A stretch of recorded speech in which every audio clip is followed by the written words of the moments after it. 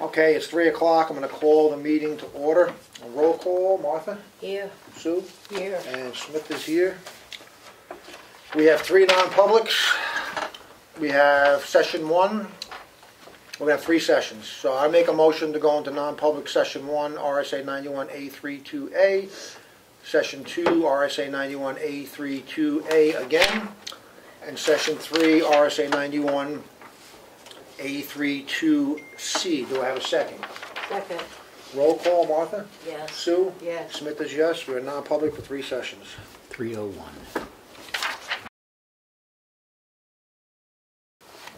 Make a motion to re-enter the public meeting. Second. All those in favor? Aye. Aye. Make a motion to seal non-public session 1, 2, and 3. Do I have a second? Second. All those in favor? Aye. Aye. 330. Okay. You want to go on the pipe first? Or? Yeah, we can. All right. So, Just give us a little background on what's going on. so last week or after that storm, there's a pipe down on Granite Road right at the end of White Pond that has a granite head wall. And talking with a general contractor and myself believe the same thing. It looks like the water went through the cracks and it started like a whirlwind, and if the pipe ended up failing. The pipe has blades across it. It was band-aided about 5 years ago, but it's failed now. We had like a This is after that huge storm that we just had. Yeah, we had about a 6 to 7 foot hole in the road. We filled it now with erosion stone, but we've got to get it fixed. And it kind of is an emergency because that's like a whole other town down there. So if that road goes out, it can't. So we're going to have someone help us. It's not going to be 100% done by the general contractor, about 90%. We're going to do all the hauling with our trucks. He's going to have one 10-wheeler. We're going to be working with a general contractor, GW Brooks, out of Freedom. I called around for some quotes. Matt was there with me. A lot of people didn't want to touch it because we've got to have it done in the next 1 or 2 weeks. So, And it's going to be done in the course of 2 days. it's got to be done fast because we're going to have to shut the road down. So you need a lot of equipment and to move fast. I'm going to have to talk with transportation for buses and everything because it's going to reroute them around John Hodgson Road out to 16. I've got to do all that this week now that after you guys look at this and approve it. We did, if you look on it, on the back, I think that the wing walls, the head wall and the wing walls are going to be the difference between someone in this room probably seeing something fail again and then no one in this room ever seeing something fail. It's an extra $26,000, but those concrete wing walls are waterproof, so no water's going to go through them and we'll never have this issue again. So we can't undermine the pipe. Can't undermine the pipe, and there's a piece of concrete that's poured that goes right under the pipe, so it's locked in all different ways, and they're going to pour around the pipe, so it's a tight fit around the pipe. But I really think that that's what we should do. On here, you'll see an 8. I crossed out and I initialed it. That's for plastic pipe, and we could have deducted $10,000. The reason you can deduct $10,000, not really because the pipe's cheaper, but it's easier to work with. But once again, concrete pipes forever is a lot longer, and where that's such a busy road and there's so much traffic on it, I think going with concrete is going to be a lot better. It's smooth bore, it's 5 foot. We're going to go up the capacity of the pipe. I think it's a lot better. But I don't know if you have this started. The price was like $30,000 more. But with us hauling, we won't save all that, but we'll save a little bit. And obviously that depends on the weather. If it comes in and snows, the guys aren't going to be able to haul. So this is an emergency repair regarding DES permitting, and because of the nature of the location, it needs to be done in the course of a 2-day period. Yeah, and doing it so quick, the DES or when we call DES and the contractors did, they pretty much pushed it off. Like, yeah, if you got to do what you got to do. But I think they're dealing with this all over the state. Right. Because like Upper Beecham, Lower Beecham washed out. Like we've had ton of roads wash out. And this is going to be 900 yards of fill. That's just the taken out. Taken out. And new fill putting back in, because this time of year, if you put that old fill back in, that fill's already got some frost started in it. It's saturated. You can't put it back in. You're going to have an issue. You can't come back. So going with new sandy fill will be a lot more beneficial. We won't have any issues with it. It's going to be 3/4 inch stone up around the haunches, so it's going to be a full compaction around the pipe. So I think we're never going to have to deal with it again. Obviously, I'll work with them, but right now, I just talked to the contractor. They think they can start Monday. So Okay, the grand price is gonna be 48,116 plus 26,600. so I 148, can do it real quick. 168, about 174,000? Yeah. Is that 172?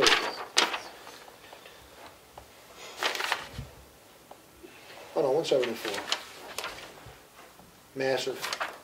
It's a major hit. 174,716. 174. But, want to speak to the financial side of it a little bit, Matt?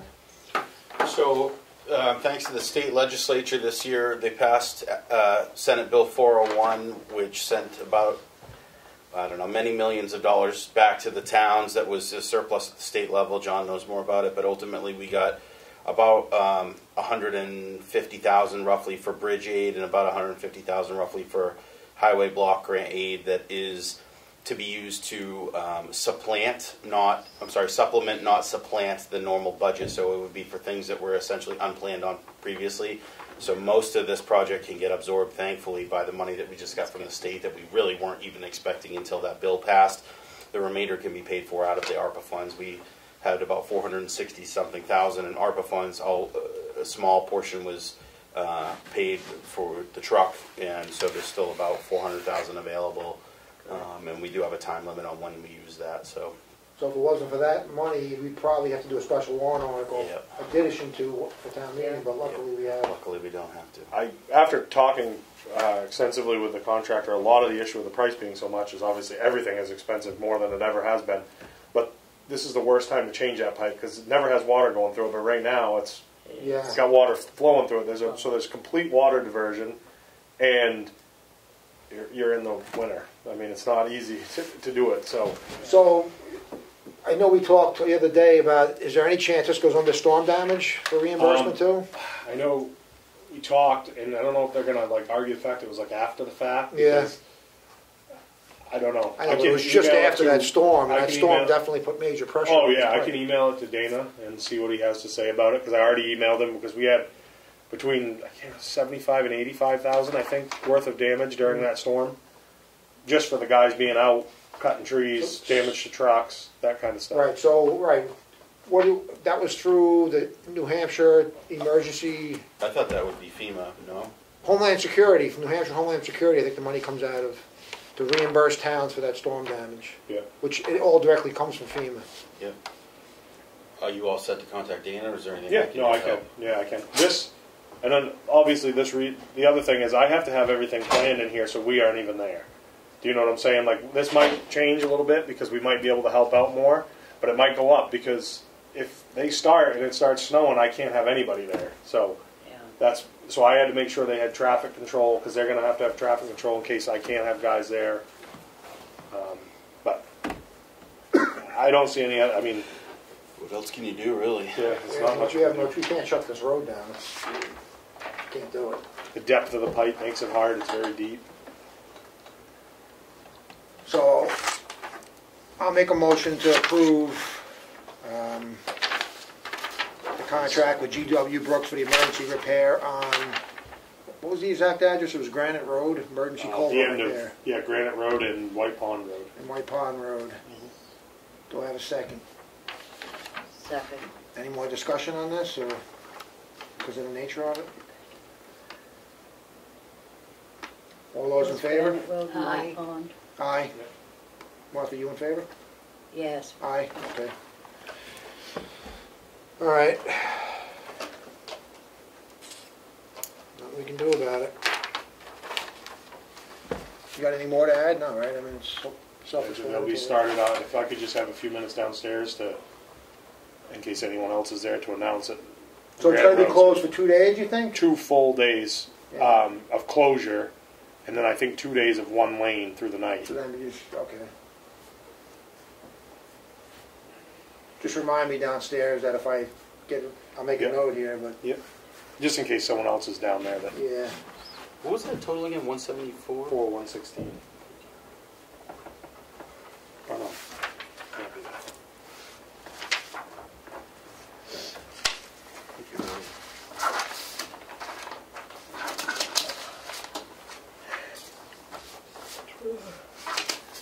Okay. 174, 16.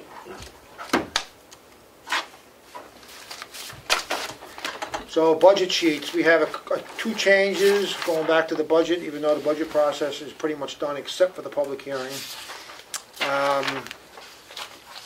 We're doing away with the one warrant article. I don't have it in front of me, Matt, because the old sheet. Well, I don't know the number, and the numbers changed based on Right. the place in the warrant, but it was the Whittier, it was called the Whittier Covered Bridge Approach and Area. And that was about 55,000. That encompassed the security cameras and all the improvements to the Whittier Covered Bridge area. We're doing away with that because we're able to reshuffle funds due to The bridge aid that the we bridge spoke about. aid, and primarily the bridge aid, not the ARPA funds, the bridge aid. So, which is a good thing, but there's another thing that came to light that we need to create. This is due to zoning issues regarding some properties that are being investigated, and it could be some costs incurred by the town to clean these properties up. But when these properties do get cleaned up, that money does come back to the town eventually, whether it's immediately through the next tax bill or through, if it's not paid and the property is then tax deeded 3 years down the road. So we did a preliminary calculation of around $100,000. It's going to create a property cleanup ETF, expendable trust fund. Expendable trust fund of $100,000 to help offset the cost of these, because this is not normal operating expenses. Without it, when people complain to us, we would not be able to clean these properties up. They would just have to, yeah, we got a complaint, sorry, there's nothing we can do about it, we don't have the funding. So as we get the complaints, we can then deal with the properties accordingly. And again, the money will come back to the town, it's just that we have to front the money initially, or the taxpayer does, I should say. So, any questions on that before I make a motion to add that ETF to the warrant article for town meeting? Okay, I'll make a motion to add, or to create a property cleanup expendable trust fund in the amount of $100,000 to be on the 2023 town warrant. Do I have a second? Second. All those in favor? Aye. So, the new bottom line on the warrant articles for the 2023 town meeting will be $1,095,000 going to the budget committee, when's the public hearing, Matt? Because they'll have a meeting before that, the 7th? It's, yeah, February. The petitions are due the 7th, so I believe it's the 8th. Okay. It's right around the 7th. All right, so it's going to be on to the next budget committee hearing, which is going to be probably the 8th. Public hearing is February 8th. They're going to have a meeting prior, like they always do, to discuss anything like this that comes up, and then they'll have the hearing right after it. Yeah, I'll have to get back to you the exact date. It's right within a day of the 8th? 8th. Yeah, it's right around there. Yeah, we'll confirm that. Is that it on the budget, or? Sit on the budget. I've got something else related if I can speak. Yeah. So I had a phone meeting with our bank in last month, and there is a new product out that could significantly benefit the town. So normally you have an FDIC limit of $250,000 at the bank per entity, which is small money when you're a corporation, including a municipal corporation like this. And by law, they have to further insure the money for a town that's an RSA. So they buy treasury bills or other securities, which reduces the ability for them to offer us the top interest rate. They do like a pooling type of thing. They have a new product that is a different kind of pool.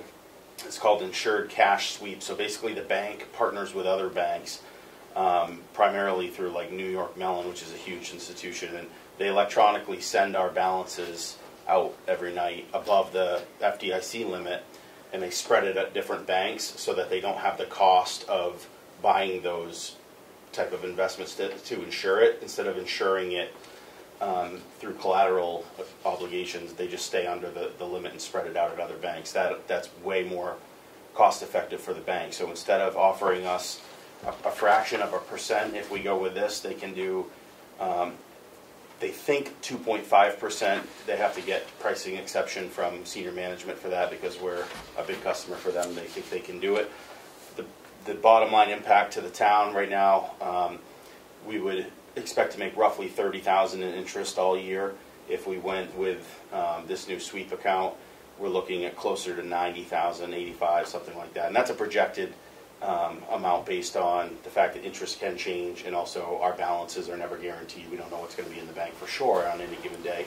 But it looks like we can easily make an additional 50,000 or more in interest. So that increase that we just saw in the budget, I can largely help you offset that with this new account type.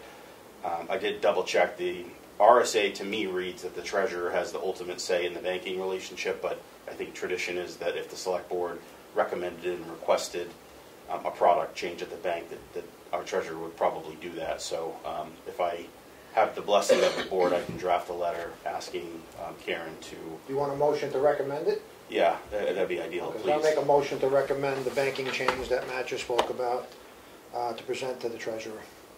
Second. All those in favor? Aye. Thank you.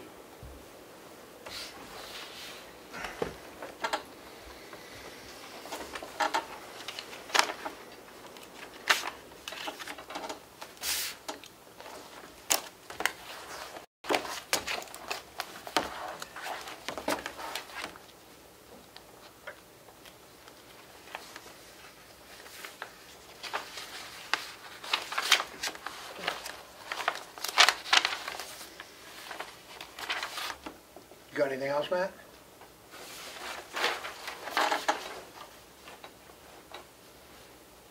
The only other thing would be the draft of a police residence policy that we came up with.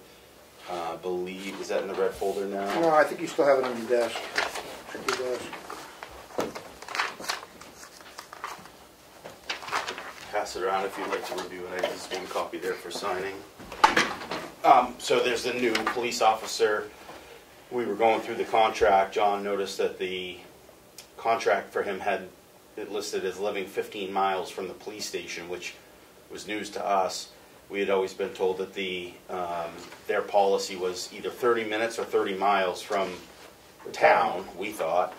So I investigated, and I don't see a written policy anywhere, and I called the lieutenant, and he sort of admitted that maybe there wasn't anything written. So we're trying to come up with something so that the contract would reflect an actual It was policy. unwritten rule, now we're trying to have a consistency. But this is going to be effective January 1, 2023, but for officers hired from that date forward. So if you've already been hired, it doesn't apply. That's right. And could be, and future ones could be waived with a vote of the Board of Selectmen, Right. obviously, if So, something makes sense. I'll or just read it just for the temporary. record. So this is police officer residency policy. Effective January 1, 2023, Ossipee police officers shall reside not farther than 15 miles from the border of the town of Ossipee. This policy only applies to new hires after 1/1/2023 and may be waived by a vote of the Board of Selectmen. So I think it's needed. Makes sense. So I'll make a motion to approve this policy. Second. All those in favor? Aye. Aye.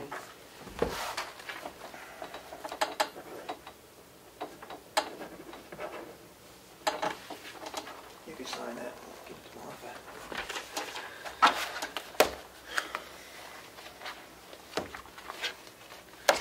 Was that all you had, Matt? That's it, thank you.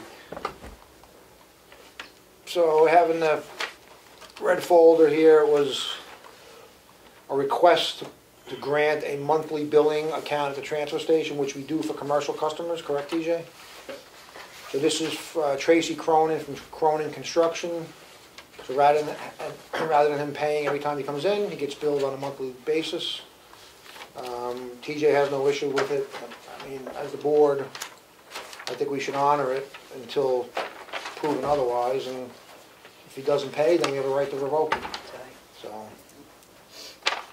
So I'll make a motion to approve this monthly billing for Tracy Cronin at Cronin Construction going forward. Do I have this, located at 60 Route 16B. Do I have a second? Second. All those in favor? Aye.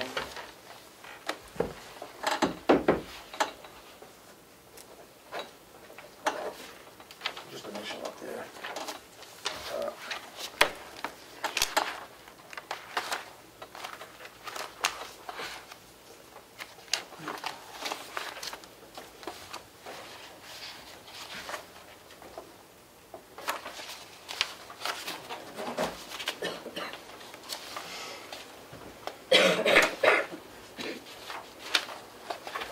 So one other document I'll do up here before we recess to 4:15. This is the DES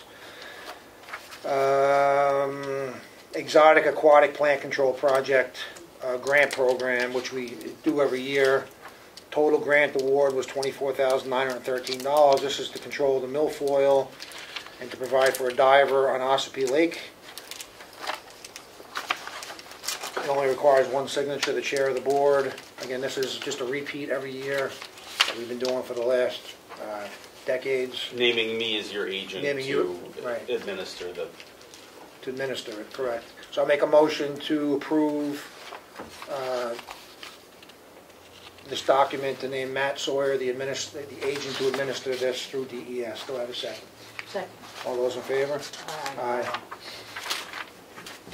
You can put this back in here, or you want this direct, Matt? I'll take it. Yeah.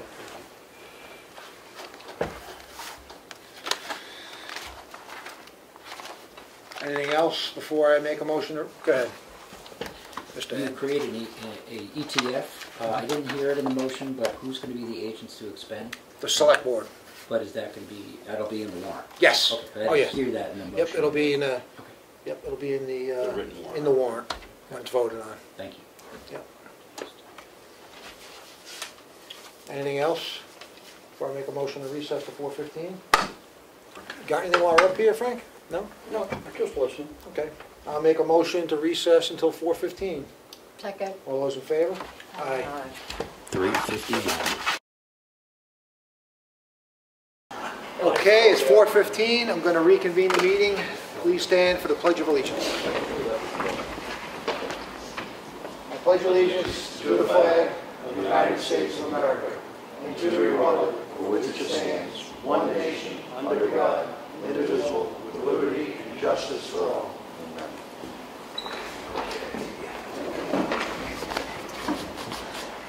Okay, I'm going to open the meeting to the first public input. Chris Elliott. Old Broad Bay Road. So I'm curious about the status of the search for the new police chief. If you could talk a little bit about the protocol that's going to be followed for that. Yep. We hired MRI, Municipal Resources, who's got a large swath of resources in that field. They put out our tentacles. We got applications from Maryland to you name it. Right now we got, what, 14 applications, Matt? Something like that. Something around that number. There's going to be a process that they go through, conduct oral interviews over the phone. They're going to be narrowed down, and then for actual in-person interviews. Is there any public input in this process? In the police chief process? Yeah, in the hiring, there's like somebody, a skill set that we would think would be important. Oh yeah, we're all here, sure. I mean, you want to share with us? Share, feel free. Not actually in the process itself, that's not a problem. Okay. You have something to share with us now? No, I just was curious, Yeah. not knowing how all that transpired. I was just sort of curious of what the protocol was. And Any ideas, you can email Matt outside of a meeting and pass it along, and he will pass it along to the board. Patricia had a comment. Well, I'm sorry, let her go first. Is our chief gone, or who's acting in the meantime? Or do we- Lieutenant Ripley. Oh, okay. Yep. He's the next one in all charge. right, okay. And Jonathan, when do you think that process will come to fruition? Is that a 2 month? I mean, he's going to narrow down oral interviews over the next couple of weeks, but we may not even get a candidate in the first round. Just because you apply doesn't mean you're qualified. Anyway, would you all make the choice? The selectmen? Ultimately, yeah, it'll be the Board of Selectmen to make the choice, but we're using them because rather than just us putting in papers and local, Oh, I totally get it. they You got need a it. screening process, Yes. definitely. Yeah. Most definitely, yes, okay. quite involved. They have to live within 15 miles? The policy the board just put in place is going to, you have to live within 15 miles of the town of Ossipee. Right. Yes, Okay, that's all I want to say. which is the boundary line. Right. Which I think is a good idea. Yep. But that's only for new hires from January 1 of this year forward, not retroactive. Okay. Go ahead, Dallas. I just want to make a comparison. I know back a few years ago, and it was probably way before you were here, we hired a chief that was from out of town, out of state, and he came in, and next thing you know, something happened, and he left. And town, didn't they get sued by him? The town? Yeah. Not that I'm aware of. Well, because he was to take the job, and then he got fired within the first week he was here, and he had moved. There was something that happened. We had it he never actually started, or he started and he never, something happened. But I remember this was quite a few years ago. It was quite a few years ago. There was somebody from out of state who came in. He wasn't here for very long. Something happened with the town. He either got fired or something happened where they didn't accept him after he'd already accepted the job and he ended up suing the town. I know he did. I know that happened. I just don't remember when it happened. And it must have been a long time ago. It was a while ago. Administrator being hired and only worked one day. Administrator, yes. No, it was the police chief. It was the police chief. You know, Marcia, We hired Brad You were Lewis, there. but he stayed quite a while. Yeah. Yeah, I'm trying to remember. He wasn't here very long. It was, and if I could remember how long ago it was, it was well over 15 years ago probably. Okay. Any other public input? Being nothing, we're going to move on to the red folder documents. Arthur, when you're ready.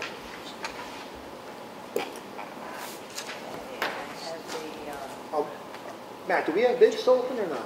Yep. Oh, we do have the bids. Okay, so we're ready to go with these? They're all, let's go through the red folder first and then we'll do the bids. Got the check totals for the week. Payroll week ending January 7th. The pay date is January 10th. Total payroll was $48,040.96. Accounts payable general fund was $213,467.13.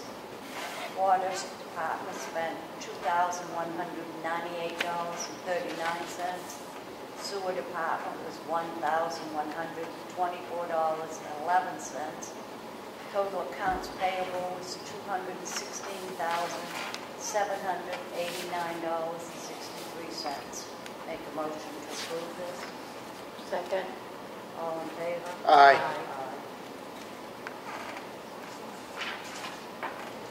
I have the Selectmen's meeting minutes for December 12th. Make a motion to approve these. Second. All in favor? Aye. Aye. There's a public hearing held on December 12th. I have the minutes for that meeting. Make a motion to approve these. Second. All in favor? Aye. And then we had a Selectmen's workshop session held on Monday, December 12th. Have the minutes for that meeting and make a motion to approve it. Second. All in favor? Aye. Aye. That's it. I have 5 requests for clerical abatements. Map 16, lot 15, sub 2. When the Bear Campground sold, this site should have gone to the new owners. The second one is map 29, lot 1, sub 85. This property sold prior to the tax bill going out. In the amount of $13. And this was in the amount, the first one, of $12. The third one is map 251, lot 4. This property sold prior to the tax bill going out. The abatement is $892.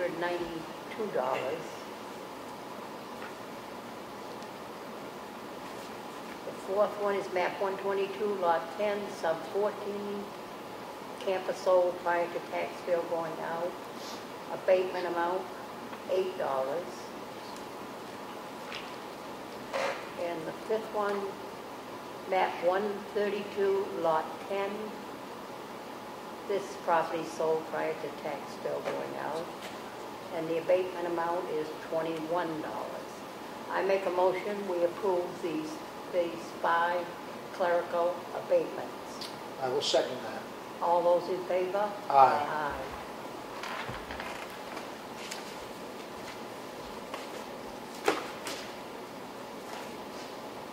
I have a warrant, a supplemental warrant in the amount of $13.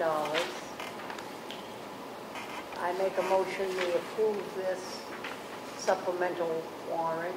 This property sold prior to the December tax bill. I make a motion we approve this supplemental warrant. I'll second. All those in favor? Aye. I have another supplemental warrant in the amount of $21. Property sold prior to the December tax bill in the amount of $21. I make a motion we approve this supplemental warrant. I'll second. All those in favor? Aye. Another supplemental warrant in the amount of $892. I make a motion we approve this warrant, supplemental warrant. I'll second.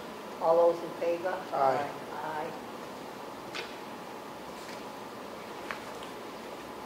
I have another supplemental warrant in the amount of $8.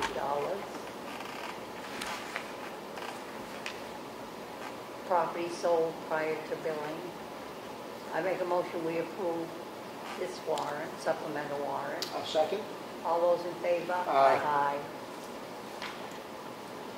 I have a water and sewer warrant in the amount of $11,298.04. I make a motion we approve this water and sewer warrant. I will second. All those in favor? Aye. Aye. I have another water and sewer warrant in the amount of $21,289.29. I make a motion we approve this water and sewer warrant. I'll second. All those in favor? Aye. Aye.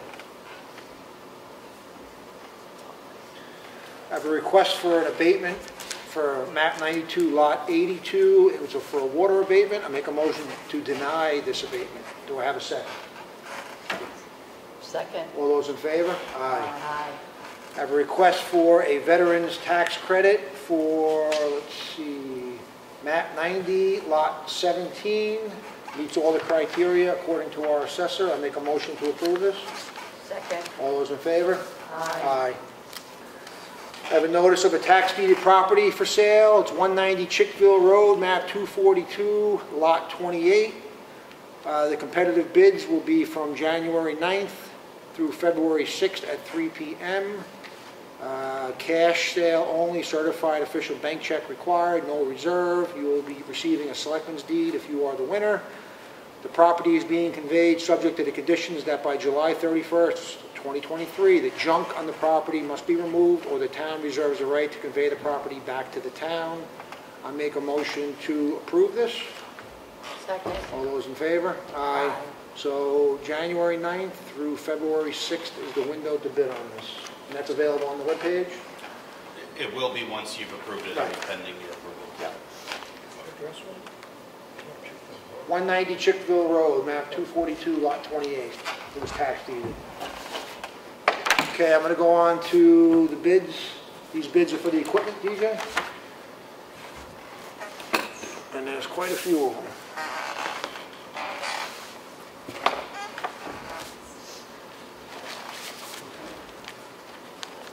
I'm going to separate these out by type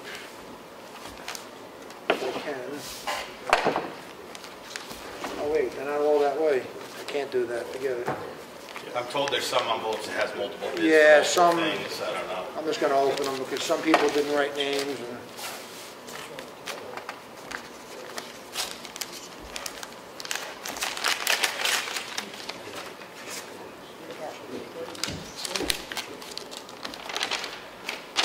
first bid was for the 2016 Chevrolet Caprice.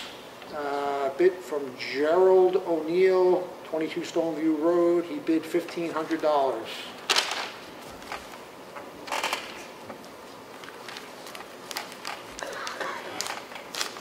You writing these down so we... Yeah.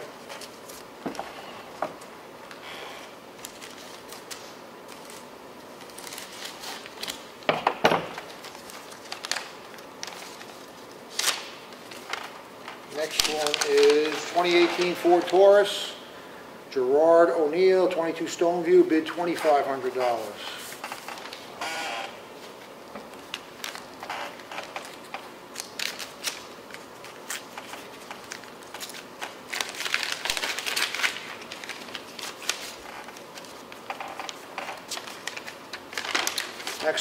2002 International, Gerard O'Neill, 22 Stoneview Road, bid $3,500.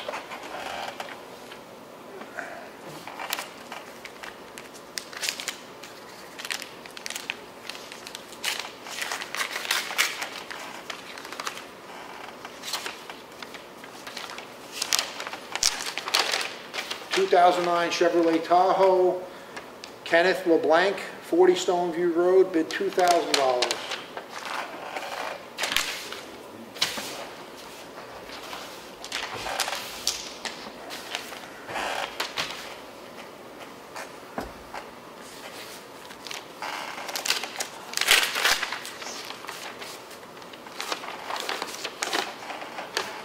2009 Chevy Tahoe, he didn't bid on it, just so that one's blank, he didn't fill it out. Oh, I'm sorry, he printed it both sides. That's one side is blank, one side's filled out. Andrew Brown, 7 Hanson Road, $568.50. Is that for the Tahoe or the Ford? Ford F-150.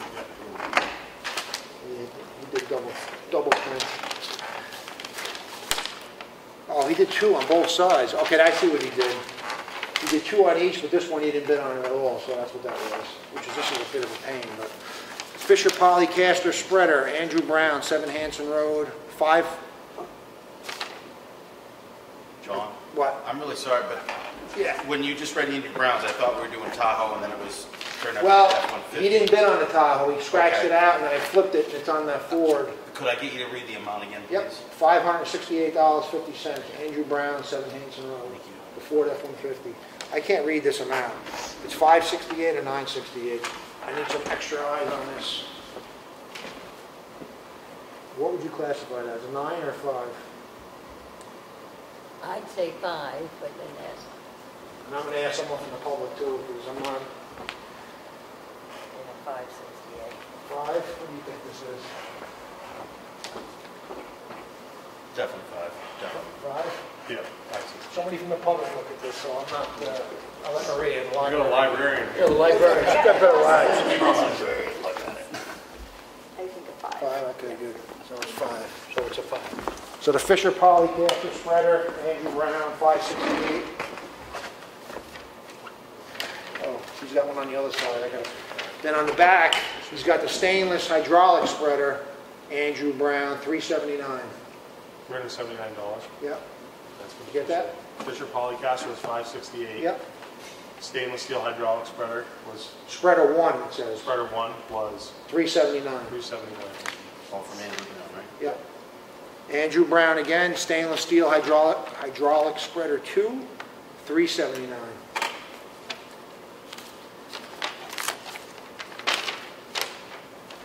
And then the 2002 International 7400, Andrew Brown again, for $1,028.69.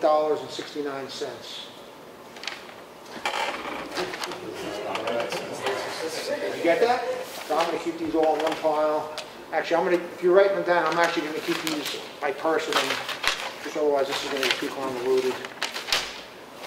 There's too many bids going on here.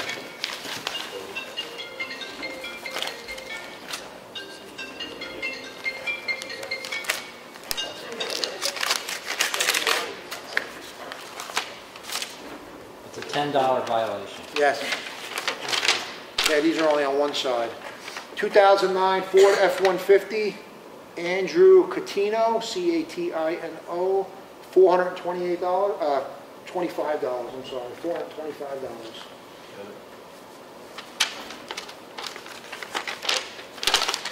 One side. Fisher Polycaster Spreader, same person, Matt, $400.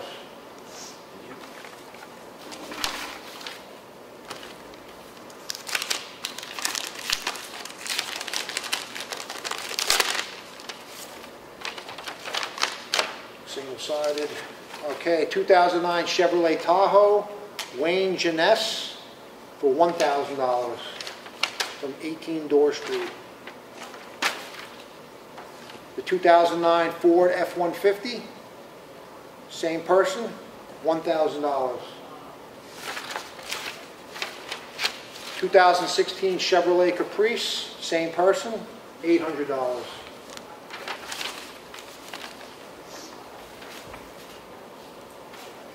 You ready to go? Yes.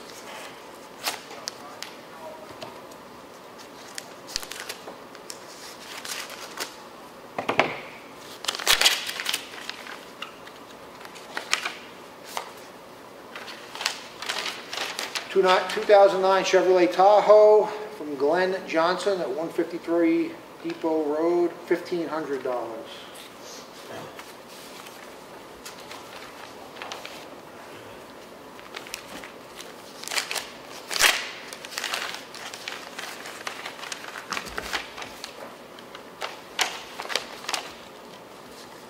'18 Ford Taurus,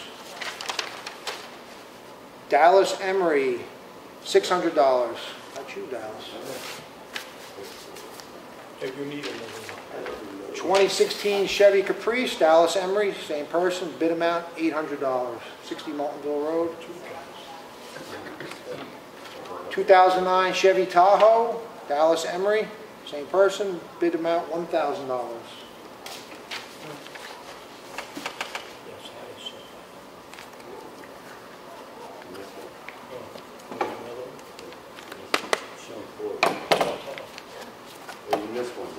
What? Oh, Dallas, you're right. Ford F-150, it was stuck to the back. I'm sorry. Thanks for paying attention. Dallas Emery, 2009 Ford F-150 for $1,200. You're in the lead on that one. So, see that? Could have cost you. At least I was here.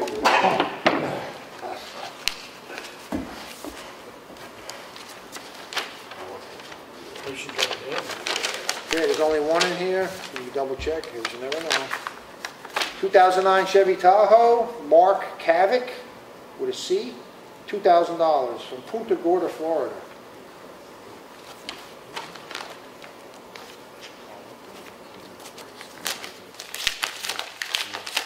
Hey, John. Yeah. That's a tie right now with Ken LeBlanc, and we normally go by who submitted it first in a tie. I don't know if there's any date stamped on those. Okay, let me go back. For who? Ken LeBlanc was the first Tahoe one. Or we can get to the end and see. Yeah, let's wait, because someone may outbid it. But I thought it was stamped on the envelope. Well, they are. Selectmen's office. You want me to look now? I just want to make sure that we have the envelope that goes with the bid if we're going to go by time. Well, I do. I have them stacked on top of each Perfect, other. never mind. Thanks. No, I have them in order. Perfect. Okay, next one. Let's see. 2009 Ford F-150. This guy's got double sides again.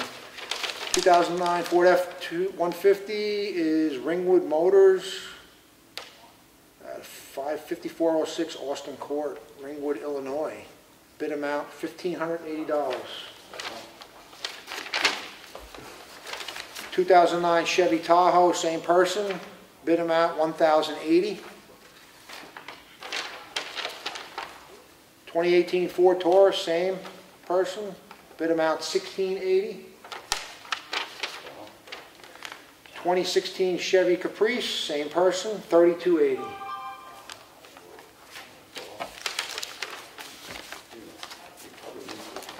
They gotta call him and find out if he's going to accept that. Okay, he's still. You good with that? Yep. Okay, single sheet. 2016 Chevy Caprice, Paul A. Smith, 90 Route 28, $700.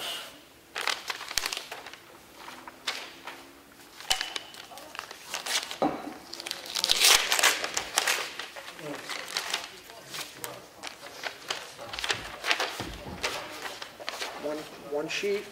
Hydraulic boom mower, Paul A. Smith, same person.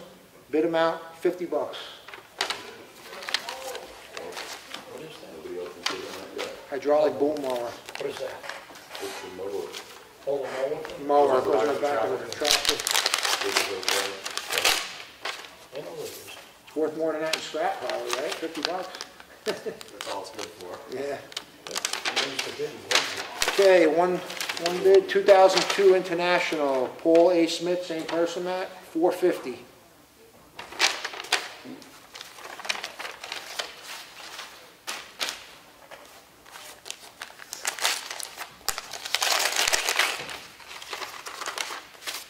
One bid. Fisher Polycaster Spreader, same person, Paul Smith, $500.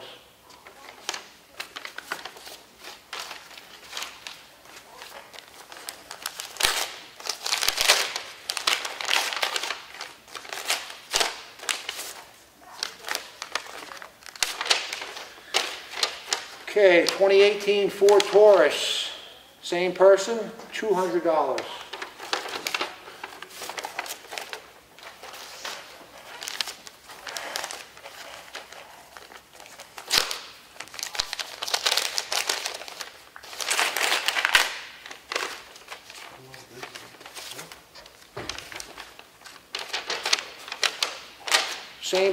2009 Chevy Tahoe, Paul Smith, $500.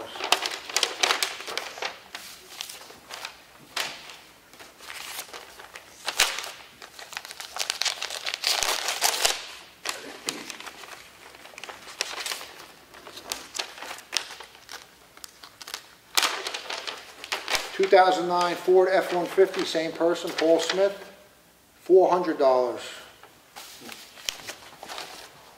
Do we have any ties that we need to break? No. I don't think so. No, we're good? Oh, yeah, the Tahoe. Thank you, TJ. That's all the bids. Ken LeBlanc and Mark Kavik, each at 2,000, so that's going to come down to who's submitted first. Okay, well, they're not in this file, so. Let me find here. Brown got all three. That was Andy Brown, this was Dallas, and then. Okay,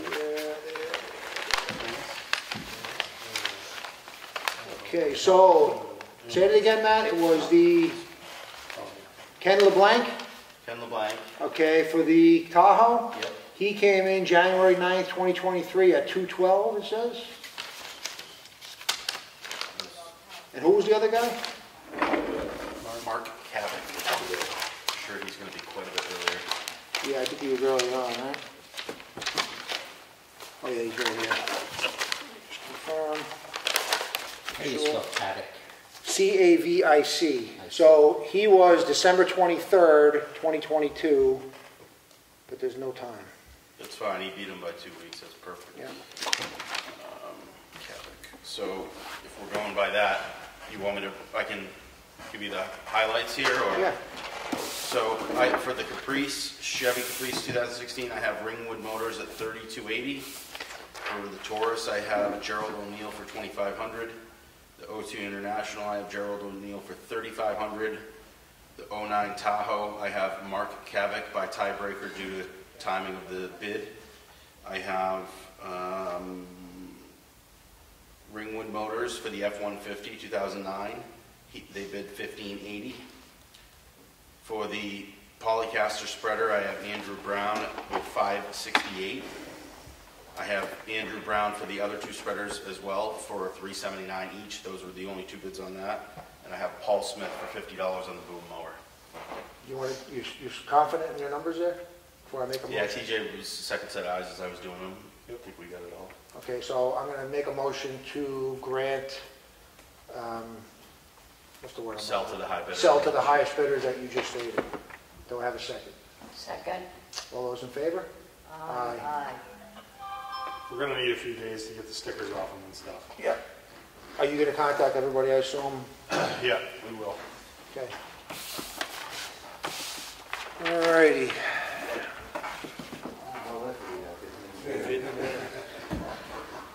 John, the assessor finally got back to me. He says he thinks it was prior or two prior building inspectors. Oh, so it's old. Okay, so now I'm going to make, all right, so let me dig that out before I.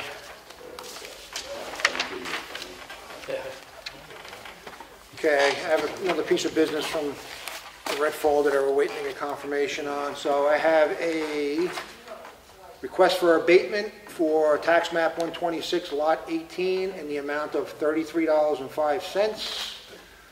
It's granted for a foundation, was noted as an extra feature, but it was removed prior to May 11th of 2021. And their assessor recommends to grant it. I'll make a motion to approve this. Second. All those in favor? Aye. Okay.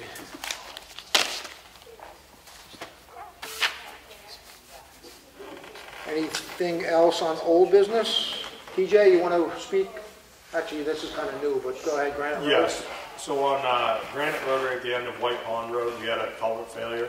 All that water we had, I think, contributed to it, and we can't leave it because it undermined the road, and we put in a bunch of erosion stone, but erosion stone just allows more water to go in.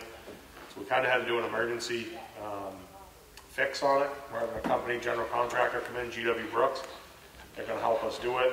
The highway guys are going to haul the gravel and haul away from them, weather permitting, and help them and try to get that fixed, because we have a really short window as well. We can only have that road closed for a very short period of time, because that's like a whole nother town down there, so we don't want to close it off. But I just wanted to let everyone know, in the next couple weeks, there's going to be a complete road closure for probably 24 to 48 hours, and then one lane road closure for another 48 hours, depending on what we run into for soil type. But other than that, we'll do the best we can to keep it accessible down in there. I'll be in contact with the transport company for the buses and let them know, because it's going to be a detour, but it's a long detour. So we'll do the best we can and try to get it fixed as quick as they can. The company's pretty good size, so they shouldn't be too long. Yeah, this is a major, this is like 900 yards of fill, a giant 5-foot concrete culvert that's going to be going in. This is a huge project that has to be done immediately and under emergency repair rules. So it's a bad timing because of the amount of water that's going through the road right now, so there's going to be a lot of water diversion. And it's about $170,000, just so you know. Luckily, with the slash budget that was passed, we got with the state budget, we got in about, what was the number, 150,000 for block grant. Yeah, extra. On top of the So it's actually good timing with money coming in from the state to help pay for this. Otherwise, we'd have to do a special warrant article at town meeting, and we're going to be able to avoid that. So, but if anybody wants to look at this is pretty much the estimate here. It's available for review. And when they get done, it's not going to be a patch. There was a patch put on it like 5 years ago, and it failed. So this is going to be something that I don't believe anyone in this room will be alive when it fails again. Probably going to be a 100-year fix. Yeah. So, do it once, do it right. It was patched in the past, and here we are. We're kind of stuck having to do it immediately. And there's another pipe right down the road that's got to be done, but the depth isn't much, and we can wait, and the highway crew can do that one. This one's just so deep and so much water. It wouldn't be time efficient or cost efficient for us to do it ourselves. We don't have the equipment. Yeah. So. What road is it, TJ? What was that? What road is it? Granite Road.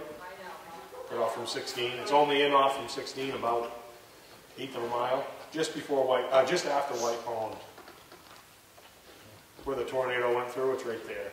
But there is an access to go around, right? There is, but you're going to have to go John Hodgson Road down to Foggs Ridge and out by. That's a long way around. That is a long way around. But at least there's an access. At least there is a way. You know, it's not. It's not a dead end. Yeah. Anything else you guys have? So I just want to make another announcement. We had another good year of good financial accountability in the town. We didn't have to use the TAN note for the second year in a row. That's the good management of the board, TJ especially. He oversees so many budgets within the town, just good prudent spending. Andrea upstairs really managing the money well with the way bills are being paid. And it does save the taxpayer money. And it just shows that things are running very, very well in the town financially. Best they've been in, as long as I've been around, so a long time. So we're doing well. We just finished up the zoning revision committee. The public hearing just happened last week. Everything went well. You're going to be getting that on the town ballot in March That was a lot of work. That was something I spearheaded going back in April, I think. We went through it in probably 4 or 5 months. We really revised the zoning ordinance. It's a lot better. We've improved on a lot of things, and hopefully everybody supports it come March. I'm trying to think what else. Next meeting will be the 23rd. It's a holiday next Monday. And other than that, I have nothing more. Go ahead. I'd like to spread out my public comment. Sure, yeah, I was going to get to public input next, so go ahead. Public input. So this morning, actually Pat was there as well, the Mount Washington Valley Age-Friendly Outdoor Spaces had a committee. And actually one of the members of the committee in December, and I brought this up to your attention a few weeks ago, was walking through the trails in Constitution Park, saw 5 hunters. So I bring my concern back, the need perhaps, and toward Fish and Game, if we as a local community can post no hunting, it has to come from the local community. I would urge us to consider doing it in 3 different locations, off Bucklocket Trail Road, at the main sort of parking lot, and then there's the lower parking lot where there you go to the boardwalk, which is Deer Run. So I just bring that to your attention. It concerns me that when you've got people walking there now quite a bit, you've got disc golfers, you've got people in the dog park, you've got people using that facility, the idea that there are hunters walking around and they're in violation, I think it'd be behoove the town perhaps to do something. Can I just ask you say they're in violation, in what way? Well, they can't be within 300 feet of a road, a recreational area, or residence building. 500 feet in a road. No, they can't, I'm just going to clarify, I believe they can't discharge within 300 feet of an occupied residence, not a road. Okay. So it's not a matter of hunting, it's And it's discharge. 500 feet for a house. No, it's No, 300. It's 300 now? Okay. Well, I don't know if they were discharging or not, but I'm a little worried if they're walking on those trails and you've got disc golfers back there, and you've got families that are hiking back there. You know, they could be on one of the trails not knowing somebody's on another trail, and they could discharge. So I guess I would request that that's becoming a more prominent recreational area, and we should be proud of it. And I don't think hunters should be there. They can hunt other places, but I think that's an area where they shouldn't be allowed to do it. So I'll just state my case. No, I appreciate the public input, that's something we have to discuss as a board, and hunt season's not till next year, so. Understand, we got some time, Yeah. and the signs will cost some money, and There are people hunting now for coyotes. Yeah, well, coyotes all year. Right. Night hunt from January 1, I think, to March 31. Yeah, something like that, yeah. Yeah, we can clear it up too this week, because I know you can't shoot from the right of way. You can discharge a firearm, Right. in some cases within 15 feet of the road, but it depends on the right of way really. And as far as the trails, this is something that I'd have to clear up, and I should know this. I know you can't shoot from the trails or across the trail that are up on like Mount Chicorowa or Mount Washington, but where those are town-owned trails, I don't think there's any law against it. We'd have to look. I don't think there's nothing on the state law against it. I don't know if we can make a local thing to regulate that. well, I think what I understood from Fish and Game, and again, I could have misinterpreted, we can put up signs, the town can say, no hunting there. It's up to the local community to make that determination. If you don't want people to hunt in a certain area, you could put signs up. Yeah. You have the right to do that. And so I would argue that that's a place where there should be no hunting. And my understanding from the meeting was, if it's not posted, nobody is doing anything wrong. So That's people right. can go there innocently and say, oh, I didn't know I couldn't be here. And if something happens, they weren't at fault because we didn't let them know That's right. that it's not such a good area. You know, it's just too much public is there now. And it's just, it could be an accident if we can do something about it. I know there's coyotes near my house. You can come there and hunt.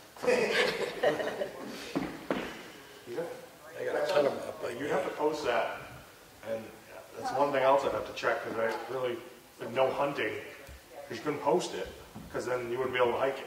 If you posted it, you wouldn't be able to hike it. I think you can post for specific. And no hunting with a signature You spot. could, for specific activities, you could put restrictions on a posted sign. It's not. You have to get signs that are strictly no hunting. Right. That's the route you'd have to go. Yeah. Thank you. Okay. Thank you for your input. Good, Frank. You got something? You gotta put it down specifically, no discharge of firearms on no hunting. If somebody was bow hunting, it's a little bit different matter. I mean, I don't think there'd be anything wrong with somebody up there bow hunting, but not, Good distinction, Frank. Huh? It's a good distinction. But, of course, a bow, I shoot archery, and I know, all came from a side. A thing at 120 feet hits you with an archery, it's probably not even going to hurt you if you dress warm. A bullet's going to go right through you at 150 yards, 200 yards, but an archery, no. So there should be a distinction between archery and, and discharge of firearms, I think. Compound bows, I've had a compound bow, and I've shot deer at 40 yards. Yeah. And it goes right through the deer. Yeah. Right. Got a nice compound. Yeah. So it's do a I. different But I between hunt all the time with a bow. Any other public input? Go ahead, Maria. Do you know the dates when people sign up on the ballot for elected positions? 25th is the opening, Wednesday, right, Matt? You talked about 25th Wednesday through Friday, the February 3rd. Oh, okay, thank you. I have one question. Sure, Gavin. I was just wondering, I didn't catch it and I didn't go on the website to find out, but when the BTLA meeting got postponed Yep, to when? sometime in February. Just so they haven't given you a date yet? Okay, that's all I was asking. I almost went down there. And I'm glad I checked. Matt gave you a call, courtesy Did you get my call. I voicemail? think. Did you get the message?